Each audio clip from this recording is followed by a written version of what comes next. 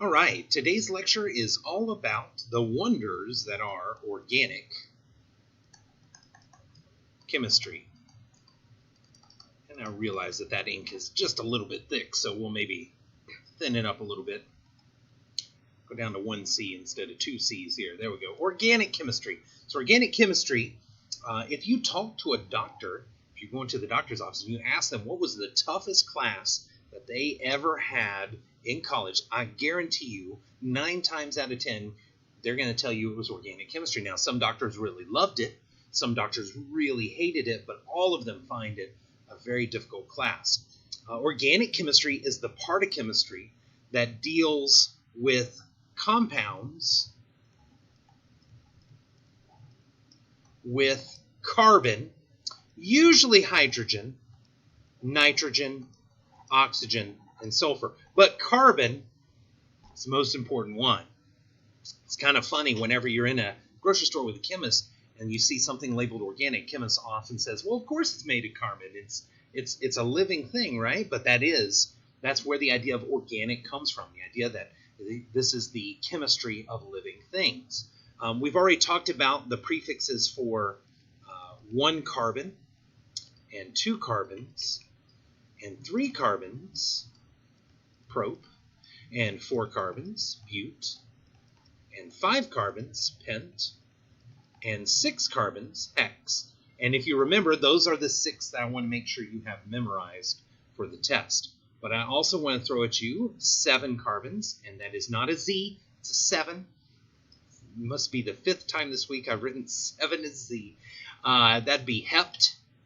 Hept. There we go. Spelling. Wonderful. 8 is oct. 9 is known. And 10 is dec.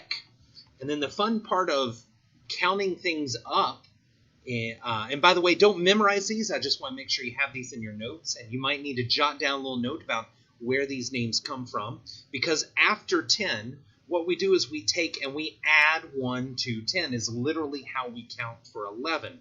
So 11 is un dec, although sometimes you'll see some people write it as henny dec, right? And that means 1 plus 10. Isn't that weird? It's weird that the Romans, right, would have written xi, which meant 10 plus 11, whereas the Greeks write it the other way around. They write 1 plus 10. We also write it the way the Romans wrote it, right? If you think about it, the tens place for us is that first one. The ones place is the second one. It's kind of interesting to think about. But anyways, 12 then. I don't know why we switched back to dough. Dodec is what we get for 12. 13 is tridec. 14 is tetradec.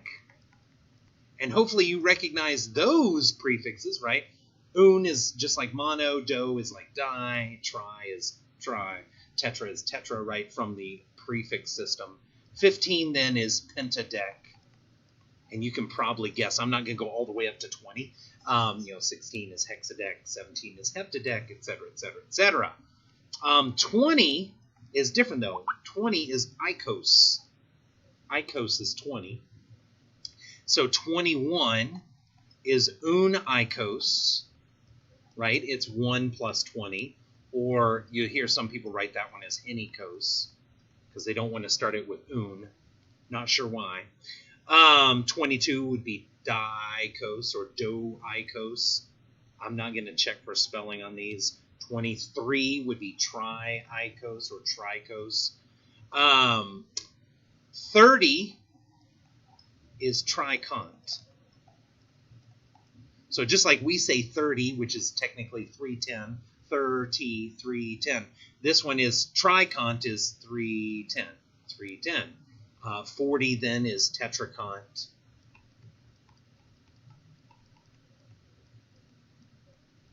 Right? 50 is pentacont. You get the idea. All the way up to 100, which is the last one we're going to do. 100 would be hect. Hect. Not hex, but hect. Like, oh, hect. I hecked myself on out of there, which is what we used to say before yeet. Anyways, so 101 would be unhecht or unhecht, depending on who you ask. I put an I in there. Unhecht. Unhecht. There we go. 111 would be undeck hecht.